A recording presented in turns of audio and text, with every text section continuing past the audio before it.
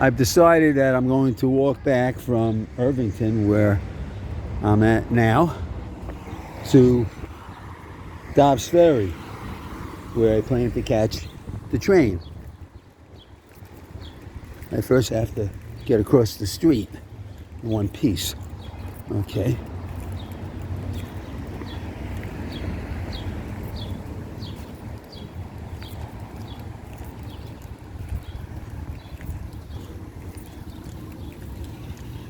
This is Dearman Street, South Dearman Street.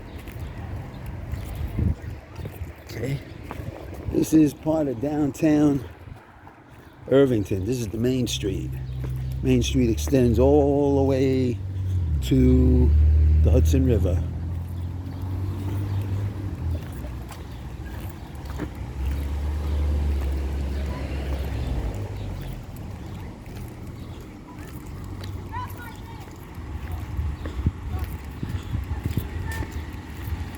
There's some kiddies on the street. I guess school has just been let out for the day.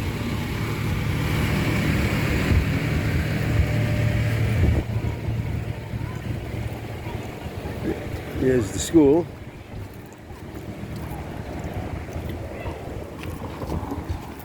And now I'm going to make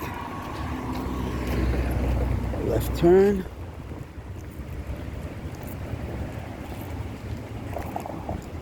And now I'm walking due north.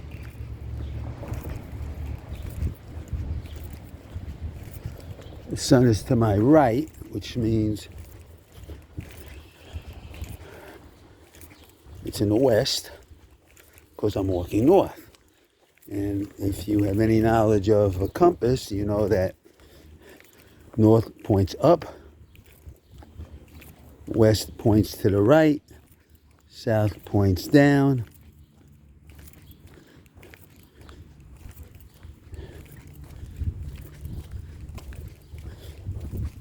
Well, actually, it's a north is up. If north is up on the compass, then east is right, west is left, and south is down. There you go. See that? I gotta correct myself.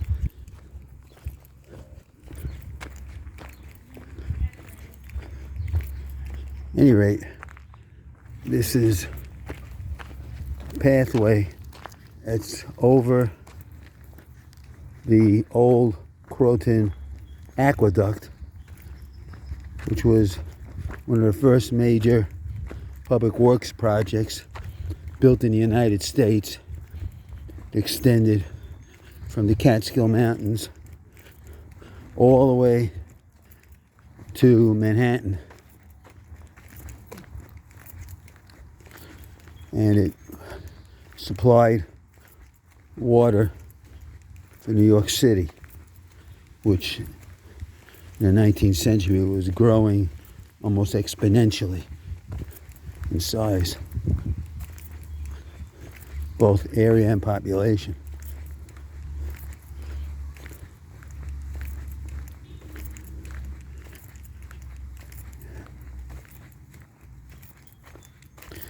I believe the Croton Aqueduct was built before the Civil War. Well, it was completed before the Civil War. And then probably became obsolete as the city grew even larger.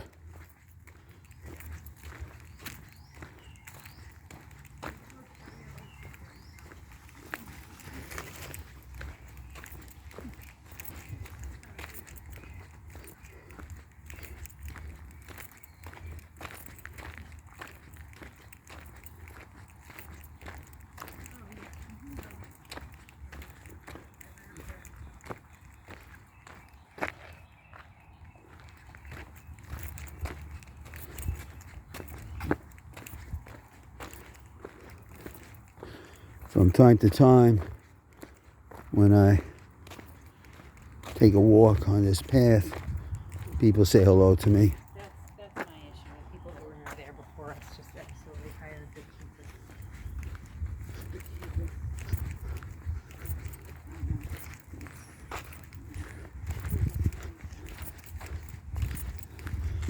I will call her the lady in pink.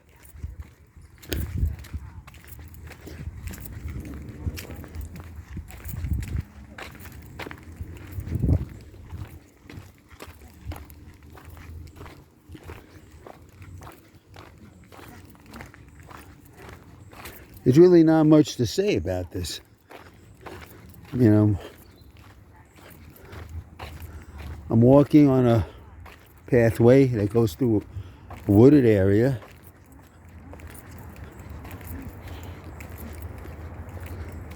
This is part of the greater New York City area. This is Westchester County. The Hudson River is not too far away from here. This is actually part of Irvington. It's really amazing how populations tend to get concentrated in relatively small areas. For instance, New York City, according to official records, has a population of about 8.8 million people. And that's in an area of approximately 320 square miles.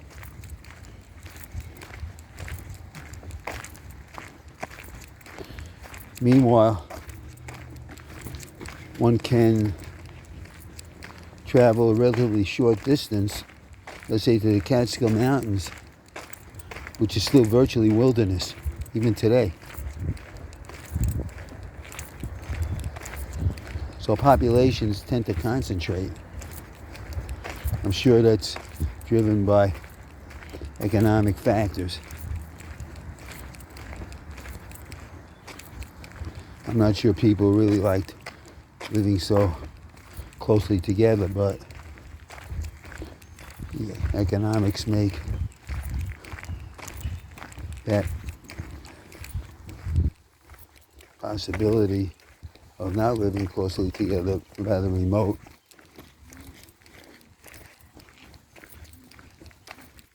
There's a tennis court. There are actually mansions up here. The people actually live in mansions in this area. It's very wealthy, so they say. I mean, they meaning official government records.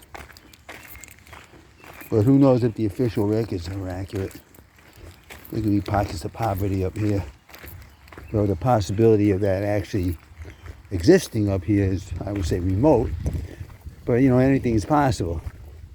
You know, just like on February 27th at Aqueduct, when I bet on a 54-1 shot horse by the name of Shadalomo to win, and the horse wins. And not only does the horse win, he wins, I think, by 2 lengths. Well, that was absolute incontrovertible evidence that anything is possible. And that race was not fixed. And to show that it wasn't a fluke, about 6 weeks later, the horse won again. This time the horse was 6-1, not 54-1. Anything's possible.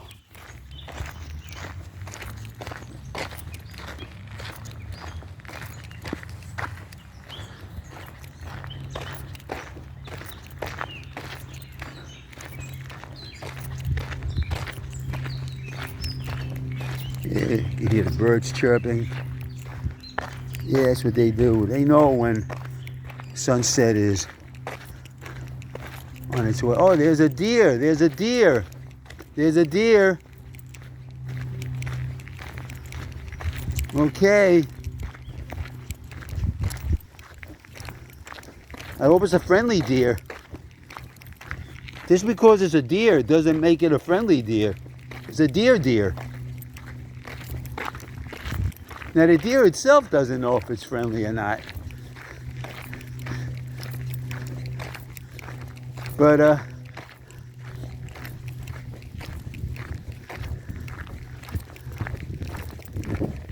there's a bike rider.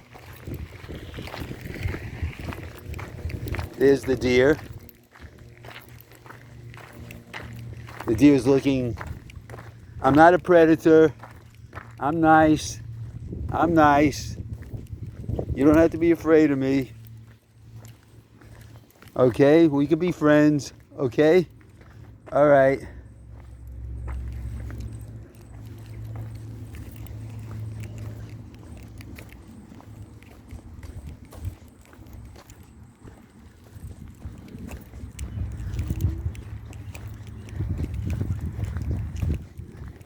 You got to remember, deer is a wild animal. They're not domesticated. They don't play by the rules except their own rules. And for them, their one rule is survival. Oh, there goes the deer.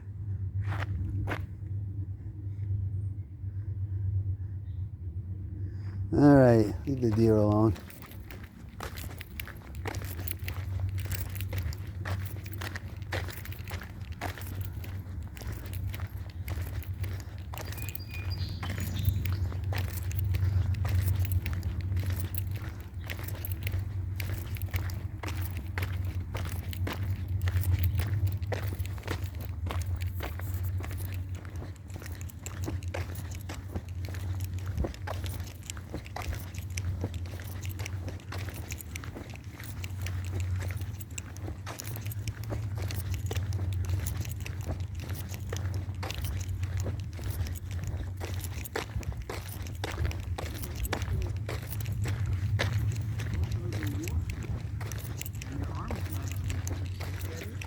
Okay, So you gotta tell him. people, there's a jogger. There he goes. He's running. He's working out. He's double timing it. Well, maybe not. Yeah, I guess that's double timing. That's an army term. Double time. That means either march very quickly or run.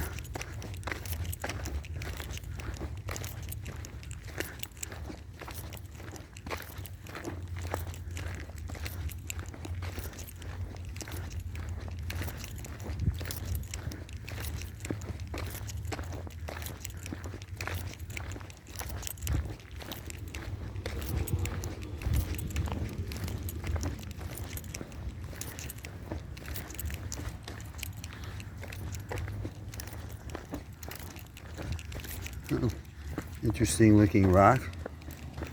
Well, maybe not a rock, maybe a piece of concrete or something. Yeah. Okay. Whatever. You see? A lot of shrubbery around here. A lot of shrubbery.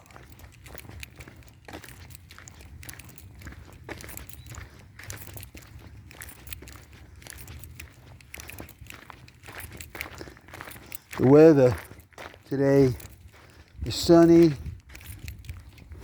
clear skies, about 80 degrees.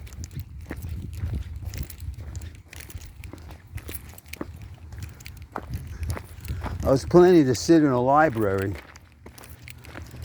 but I said to myself, such a nice day out, why not put it to some productive use? So I decided to walk. Okay? Which is what I'm doing. I'm walking.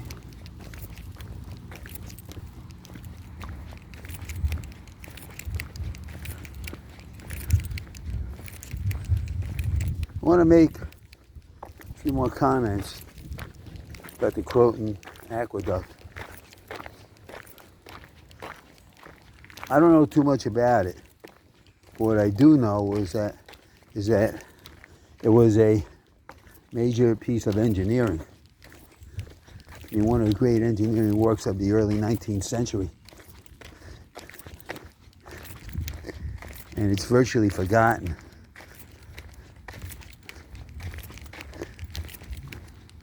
There was a time in the history of the United States that the United States, with relatively few resources, was able to accomplish great things, was able to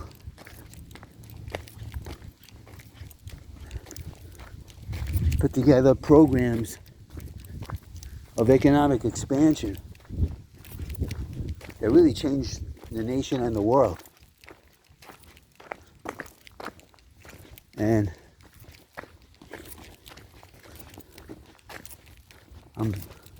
I'm concerned that the United States has lost that edge. Now we have a huge trade deficit.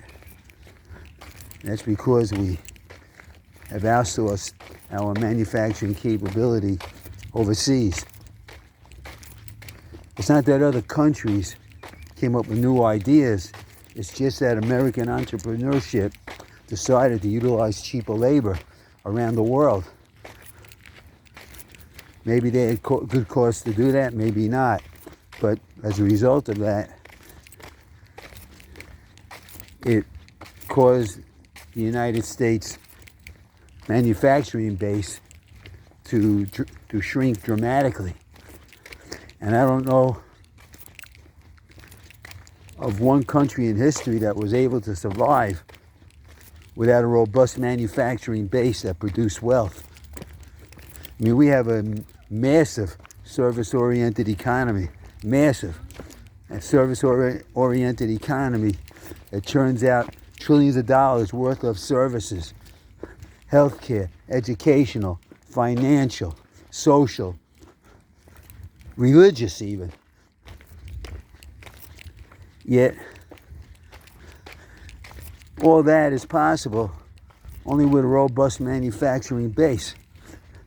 And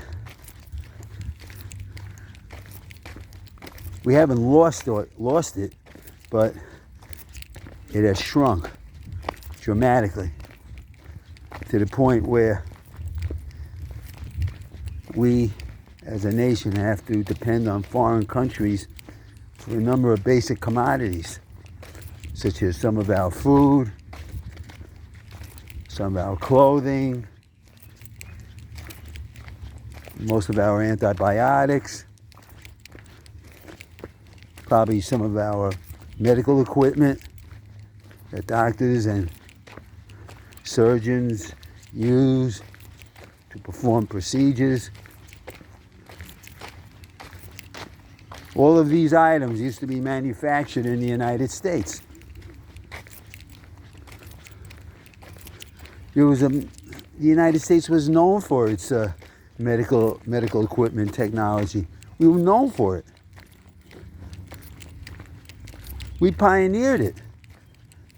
It was American medical science that pioneered most of the developments that have transformed medical care.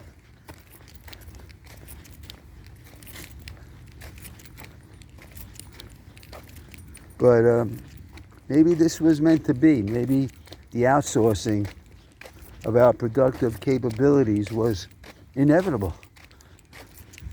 Maybe this is how economies are supposed to work. I mean, there was a time when Great Britain was the premier industrial power of the world. Of course, that's not the case anymore, but there was a time when it was. I mean, that didn't happen by magic, nor did the British lose that leadership role by magic. It was a combination of factors that led to the decline of Britain as a major economic power, as a world economic power. But Britain's still a major economic power, but not a world economic power.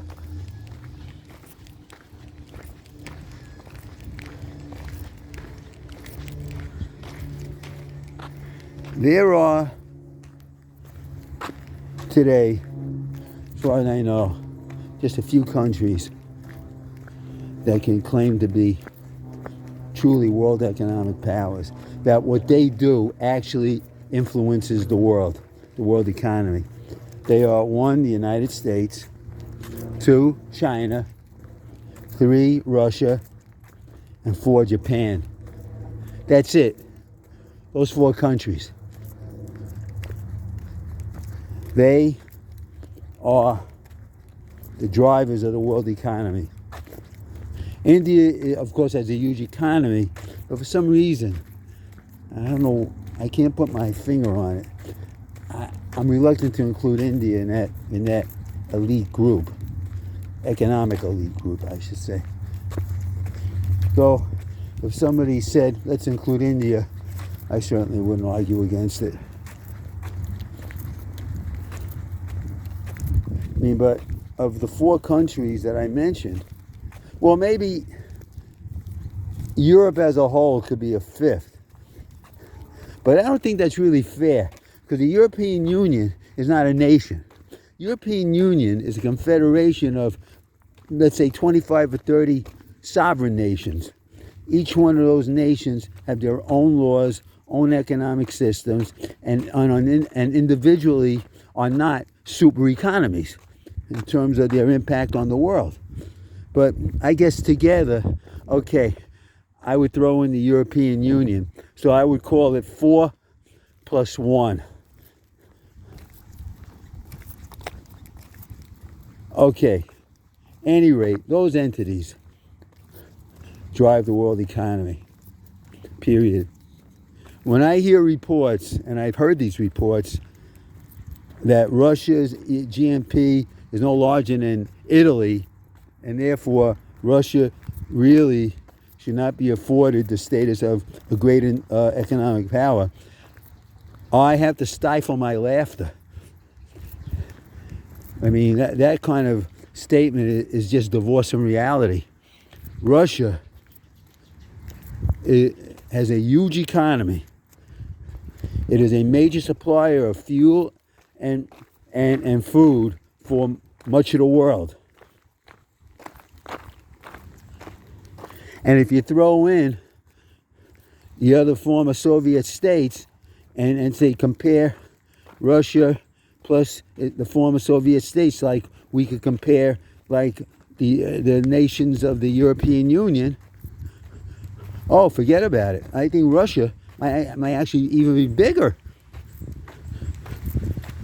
So any talk of denigrating Russia's position in the world is just ludicrous and should be dismissed as being contrary to fact and probably driven by political factors.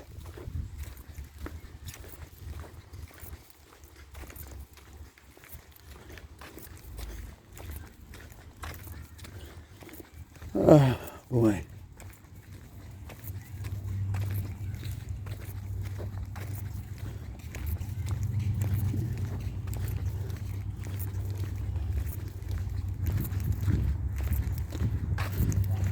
Many people have taken this path. I am following a path that was created by others.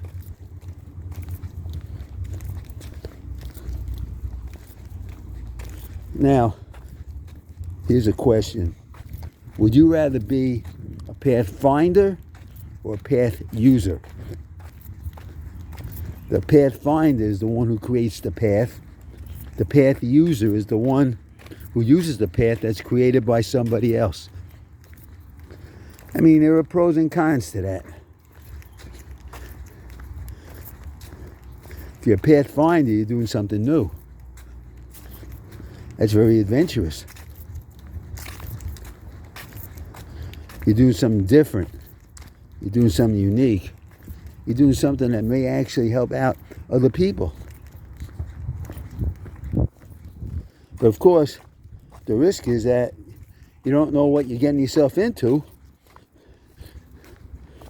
You're unaware of the obstacles. You don't know what you're going to encounter. And you may not be prepared for what you encounter. So, that's some negatives.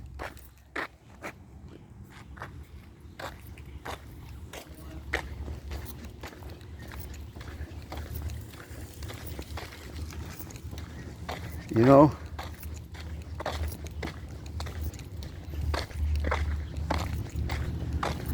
Now, if you're a pathfinder,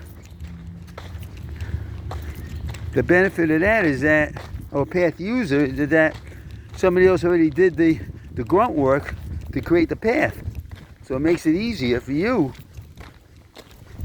to use it. But then again, you may not like the path, and you may want to change it. You may not be satisfied with it. You may feel that you have to become a pathfinder yourself. Oh, thank you. See? So a car stopped so I could cross the street. So, at any rate, see, this is Mercy College, the Mercy College campus. So there's a Croton Aqueduct pathway, but I'm walking on the grass right now.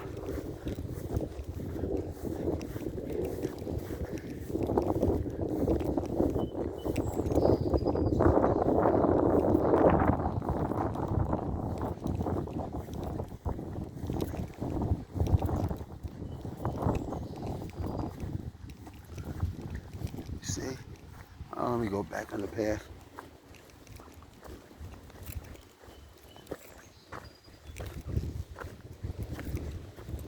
See, you gotta watch, you gotta be careful for what kind of objects in the path, embedded in the path. Like rocks and branches and garbage and holes and whatever. Gotta look out for the bicycles. Have to look out for other people.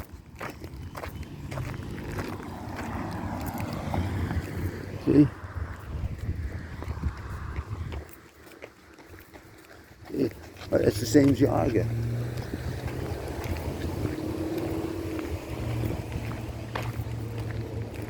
So this is the campus of Mercy College. Very nice looking campus. Nicely manicured. There's the Mercy College supply truck, maintenance truck. This is must be the Mercy College garage. Yeah, Mercy College trees. Very nice trees. But no, this campus is actually well manicured. Well manicured campus. Well maintained. I mean, why let the grounds grow to seed, right? I don't know. I think I also did for See? way too much time. They're working out, they're jogging, staying in shape. Probably students at college. Got to work out. Make sure they excel in their respective sports.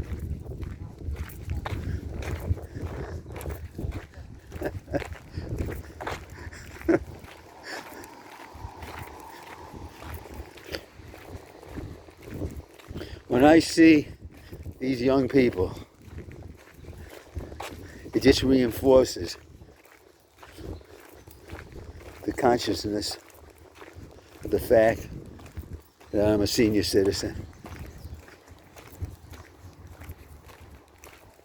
Here comes somebody with a bicycle.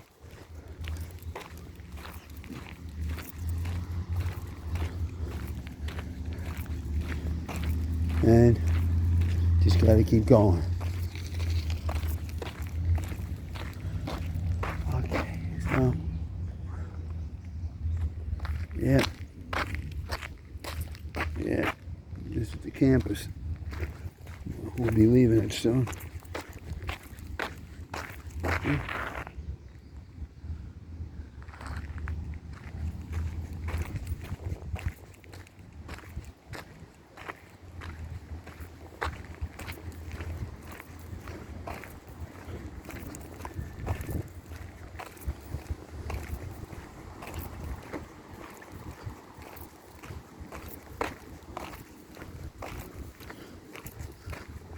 Well, one thing I know that is that by being on Mercy, the Mercy campus, Mercy College campus, I know I'm in Dobbs Ferry.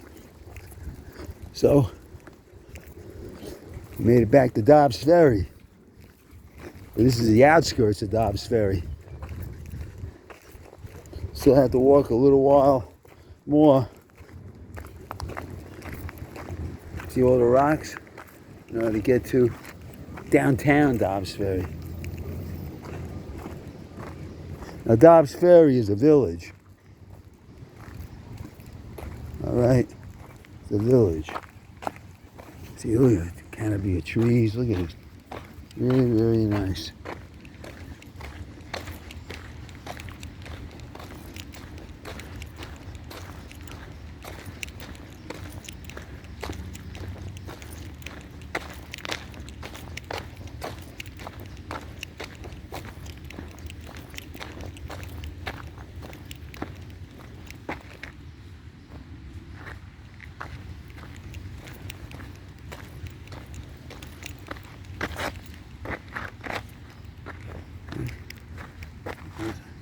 Yeah, step on that.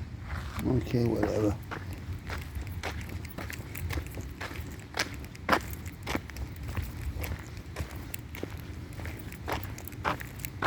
See? They're big, very large gullies here. This is as a result of the reservoir being built so high. You have to remember, below us, below this pathway, is a large aqueduct that used to carry who knows how much water. It's how big this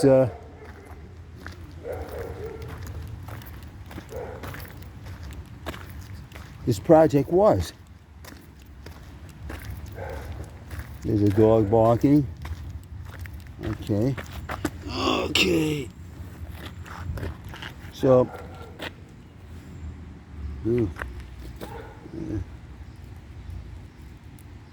I think I was going to take this, but forget about it. Okay.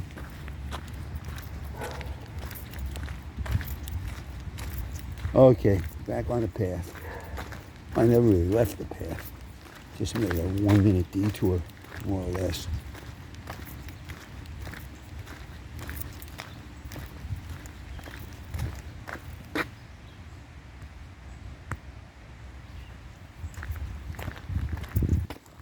Oh, see? It's a rock. Okay. Very easy to step on things you really don't want to step on. But there's so many things here to step on. Maybe they should just pave over this entire area. But then again, it would take away from its natural appearance. So maybe, I don't think it's a very good idea. You notice? This gully has to be about 100 feet deep. This is a major gully. And then at the bottom is a brook.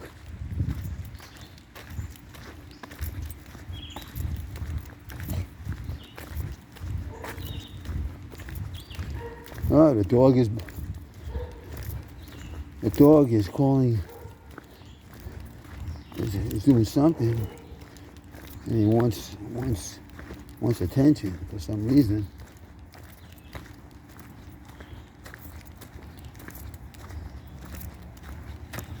See? It's a branch.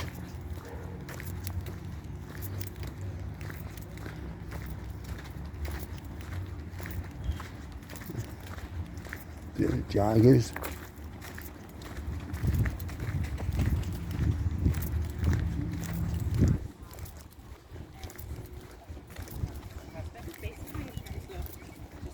There's a school up there.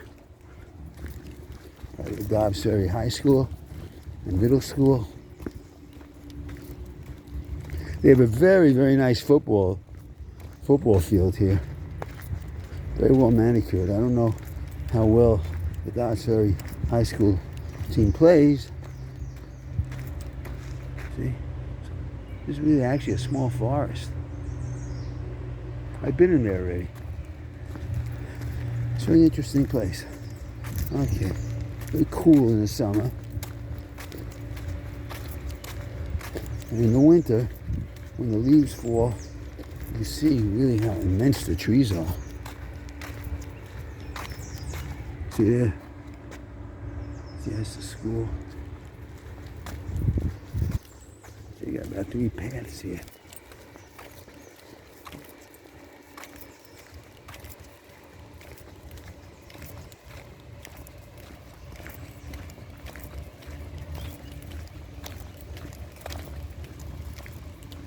Okay.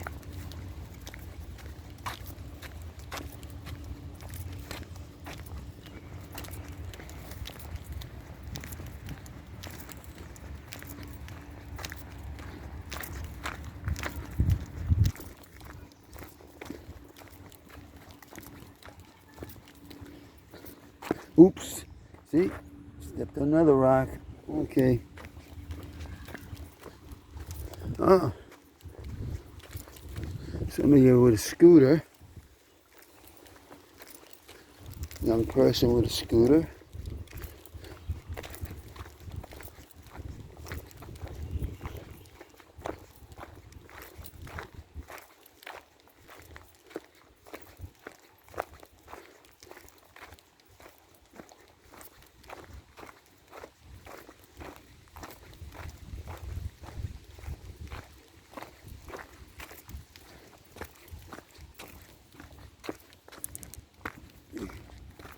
Right there.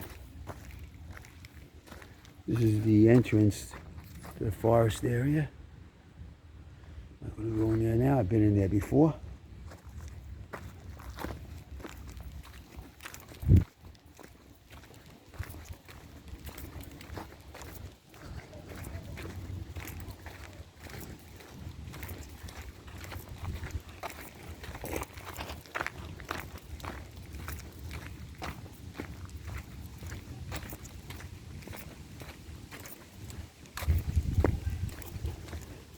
Another canopy of trees.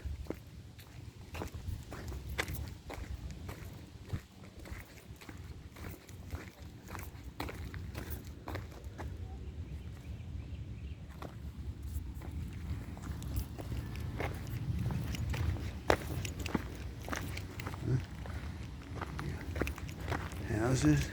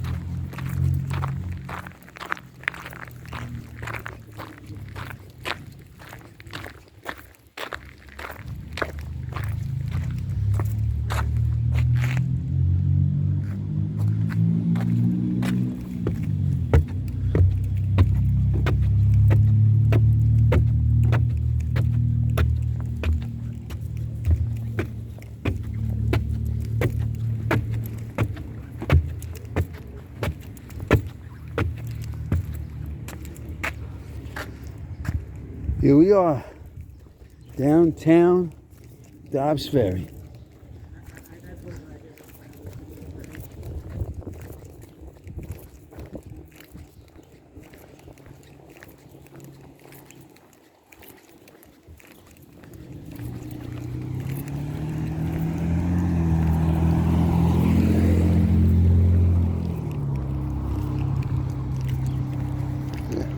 sidewalk here.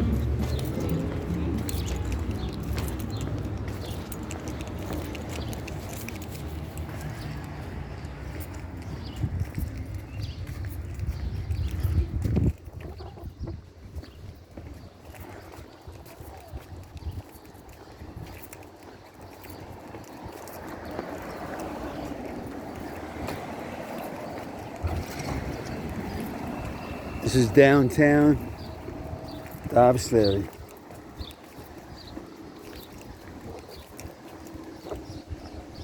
Doesn't seem too busy.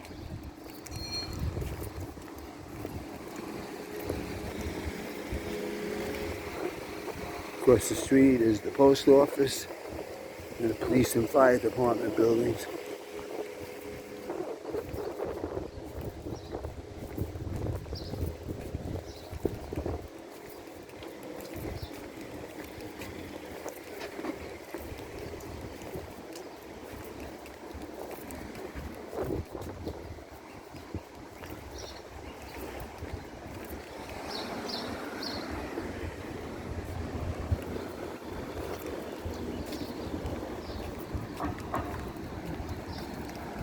And I think right now I'm going to sit down and put an end to this vid.